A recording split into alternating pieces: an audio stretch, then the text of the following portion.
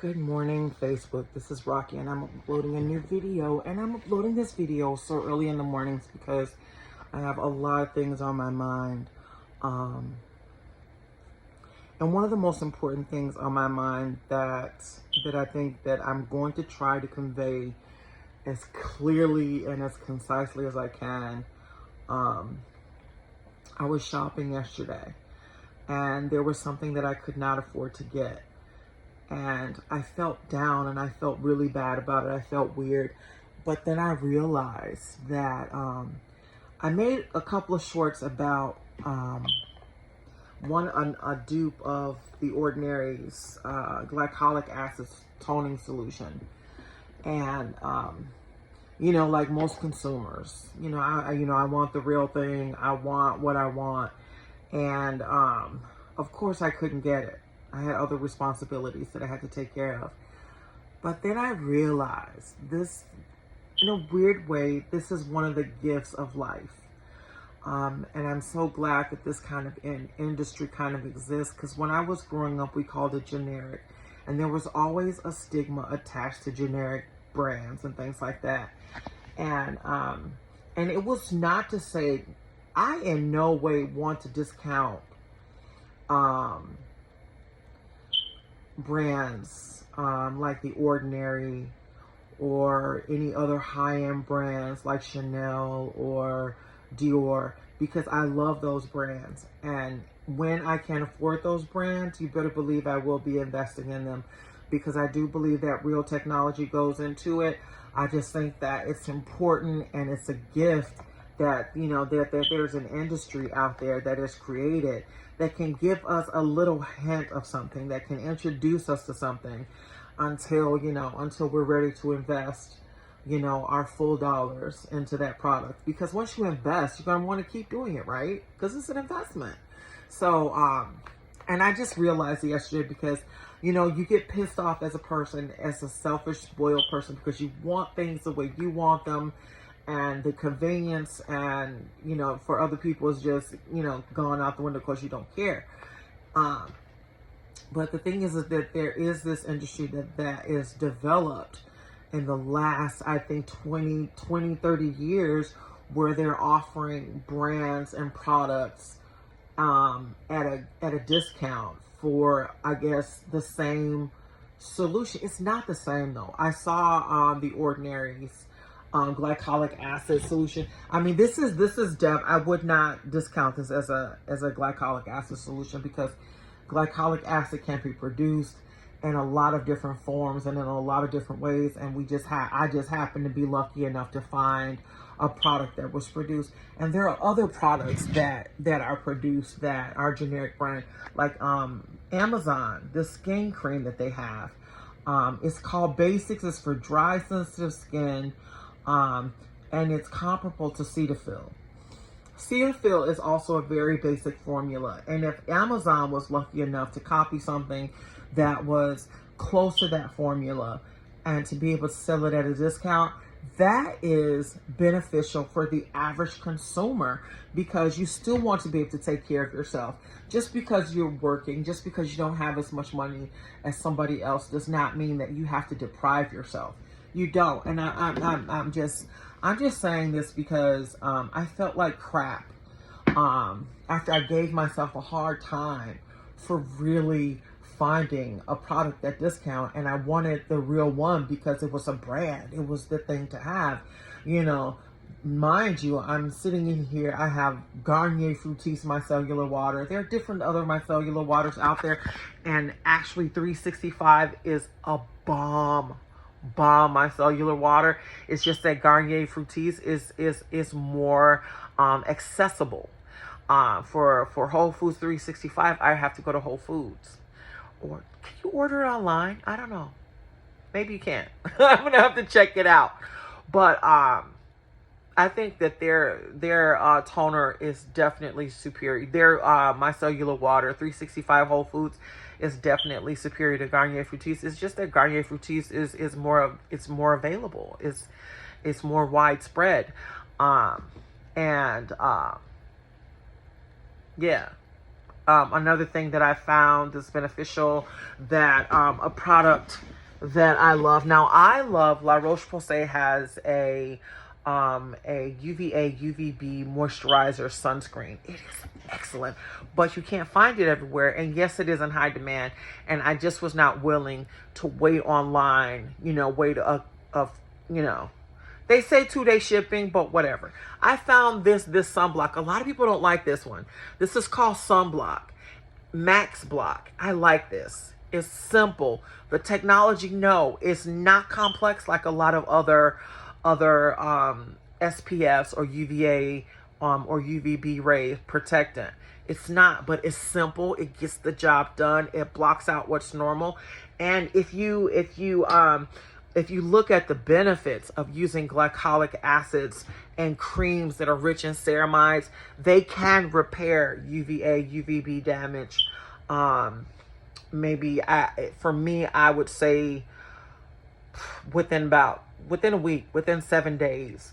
And that's just some of the most important stuff that you have to learn about your skincare and technologies, which is why they have professionals out there. Because for me, I thought my life was over, when I started developing acne. And I still have some acne scars that I'm dealing with. And the technology simply was not around 10 years ago when I needed to heal my acne scars. The most advanced technology that was introduced to us in skin healing was, yes, Cetaphil was one, Dermasil was one, but it just kept the skin moisturized, because sometimes when your skin is healing from scars or acne, it gets really dry, it starts to peel out, and it robs your skin of those nutrients. And what the most basic moisturizers did is they put those nutrients and that moisture back into your skin so that it can repair itself. Retin-A is not good for acne marks or blemishes. It is good for keeping your skin healthy. It is good for acne prone skin.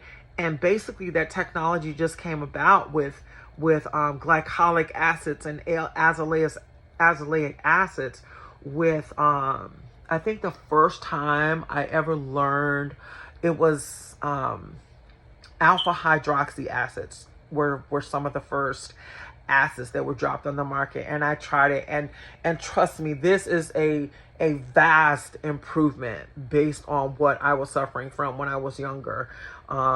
These are freckles. I'm getting used to them.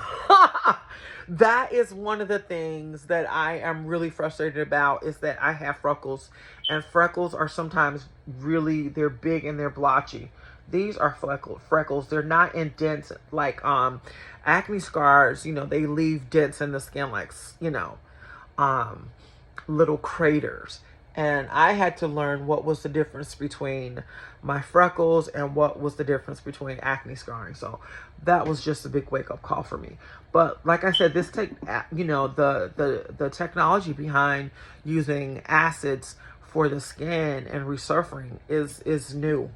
It is one of the most newest forms of skin technology. And I think that as we keep going along and as we keep demanding that some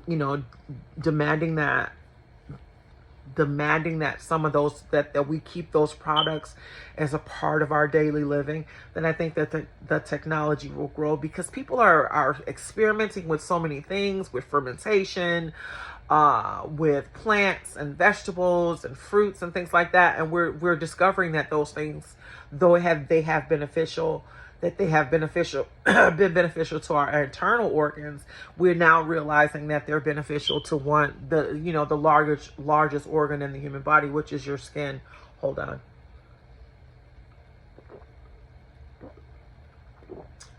And like I said, most of this has just really been on my mind. And another thing that's really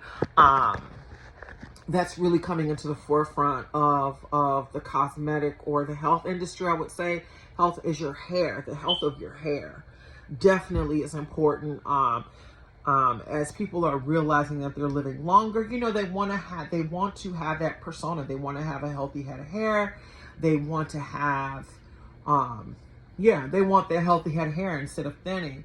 And one of the things for me, one of the things that I just, I don't know if I'm confused about it or perplexed about it, but I grew up having my hair chemically processed. And when you go to this, when you are visiting the salon every 2 weeks, I mean, professional hair care providers, they really do know what they're doing when it comes to your hair. They really do. I could not had more lush, more beautiful, more healthy hair. And that's because a lot of hair technology was basically only in the salons, like awapui and argan oil and castor oil and things like that. Somehow, you know, the average layman got a hold of all these ingredients and we started experimenting at home.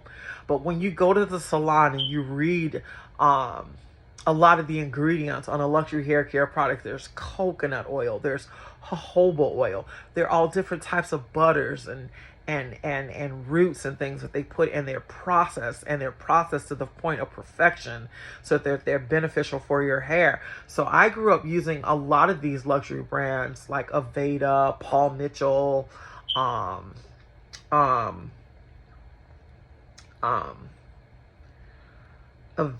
Paul Mitchell was one. There are a lot. Bumble and Bumble. Bumble used to be a brand that was basically, you know, and the salons. Tresemme was an exclusive brand. Nexus was an exclusive brand. When I started seeing those brand names on the shelves, I knew that things had changed and were very different. But if you go into the salon, just, you know, I would say pick up a bottle of conditioner, because shampoos, they do this, you know, they do basic things. Yeah, they do basic things. If you want to clean your hair, clean your hair. But if you want to really test out a product, use the hair conditioner. A hair care product, use the hair conditioner. And the conditioner is the way that if you are benefiting from the way that the conditioner is leaving your hair after you rinse it out, then I would invest in it. I mean, I'm just talking about smart consumer behaviors before we go rush in and we purchase something and we realize it's just not my benefit. The reason why I purchased, this is like my third or fourth time purchasing glycolic acid. Because I knew the benefits of it, the brightening effects of it, the helping my skin tone become even, because I suffer from hyperpigmentation, and I suffer from some UVB damage from when I was younger, and I was out in the sun a lot, and I just, you know, I didn't think about wearing sunscreen, and but now as I've gotten older, those things have become important to me, and I kind of want to preserve what I have and improve on myself in other situations. And I'm having a good time, but it's also frustrating because I want to be realistic. I don't want to set unrealistic goals for myself. I don't want to send myself into that stratosphere where I'm only dreaming about something to the point where I'm just stuck and I never really do it. And then the minute I try it, it's like gut-wrenching, terrifying. I don't want to do this. And there's just no worse place to be in. So, you know, taking your time when you're doing something, know that apprehension and know that your first thought is going to be failure, but accept that you can do it anyway. You know, and I say do it on your own terms. Do it at your own pace. Do it what is realistic for you, but get it done. And one thing that I would say is don't sabotage yourself. I think sabotaging yourself is one of the most, oh my gosh. I've had to catch myself a few times sabotaging myself over some things and really not understanding, you know, the cycles of life or the realities of life, and knowing that I can work through certain things. I mean, I never knew that I was capable of certain things, and I'm still struggling with that today, but that's why I'm taking my time and understanding that, because I'm no longer my mother's daughter. I'm no longer my father's daughter. I'm a mom. I'm an adult, so I have to start thinking on my own. And the first important part is about thinking on your own is find out What's important to you? What do you think about? What have you become aware of in your life that needs changing? And one of the things that I realized in my life that I want to change is my weight. I have been heavy, I think, for the last about 5 or 6 years, and I'm very unhappy with it because I've never been this heavy. I don't like not having the energy and the flexibility and the mobility that I had just to get up and go. Like, one of my friends will call and, let's get up and do this. And now it's taking me longer to do that. And and it's not that I can't find anything to wear because, the plus size industry has grown as well. It's just that I don't have that physical motivation, that I don't have that confidence that I used to have when I was younger and smaller. And whereas I don't have the desire to be, in my teens anymore, I do have the desire to live out the rest of my life as healthy and as happy as possible. So those are just some of the issues that I'm dealing with. To date, I've lost 7 to 10 pounds that I've been able to maintain. And that's one of the things that that is important to me, is maintaining it. I mean, you can lose it, but I don't want to be that heavy ever again. And I want to adapt those practices that will lead me to the understanding. And that's not through depriving myself of certain foods, but it's finding better, even what I would say, healthier options. Oh my God. I wouldn't even say try to find healthier options. I would say find the best. Oh my goodness. Excuse me. I would say find the best option for you. Cause when you're shopping, you realize you don't like other things that other people eat.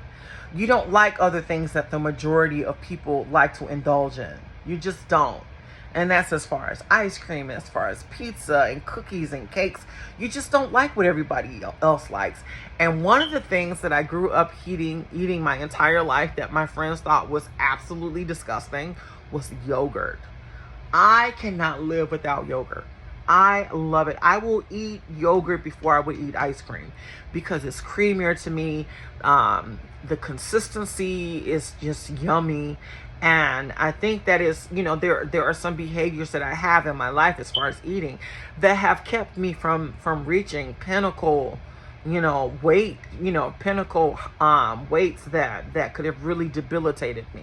And I'm pretty happy about that. And that's eating like healthy cereals and things like that, because I love cereals.